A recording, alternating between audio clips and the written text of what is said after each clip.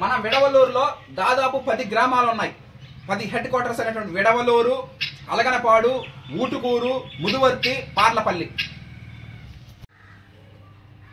వావెల్ల, దంపూరు, దనిగుంట, వరిని, చౌకచెర్ల ప్రజలకి ఏదన్నా చెయ్యాలన్న సంకల్పంతోనే ఈ నిర్ణయం తీసుకోవడం జరిగింది. ఎవరైనా సరే ఈ 10 గ్రామాల్లో ఉన్నటువంటి ప్రజలు, మా సొంత ఊరు, సొంత గడ్డ, ఎవరైనా సరే వచ్చి మన సివిఆర్ మెథడ్ ఫార్మింగ్ లో పండించినటువంటి ధాన్యాన్ని రైస్ గా మార్చుకోవడాన్ని, మనకి 3 రకాల రైసెస్ వస్తాయి. ఆల్రెడీ చెప్పుకున్నాం మనం. ముడి బియ్యం అంటే మొదటి లేయర్ పోతుంది. మొదటి లేయర్ పోతే మన హస్క్ అనేది పోతుంది. మనకు వచ్చేది ముడి బియ్యం, బ్రౌన్ రైస్. మీరు చూస్తున్నారు కదా, బ్రౌన్ రైస్ గోధుమ రంగులో ఉంటాయి. నెక్స్ట్ 2 లేయర్స్ పోద్ది, హస్క్ పోద్ది, బ్రాండ్ పోద్ది. మనకు వచ్చేది ఒంటు పొట్టు బియ్యం, సింగిల్ పాలిష్డ్ రైస్, అంటే అది లైట్ గోధుమ రంగులో ఉంటది. లాస్ట్ లో మన భారతదేశంలో ఎక్కువగా తినేది వైట్ రైస్, తెల్ల బియ్యం. వైట్ రైస్ గురించి చెప్పనక్కర్లేదు.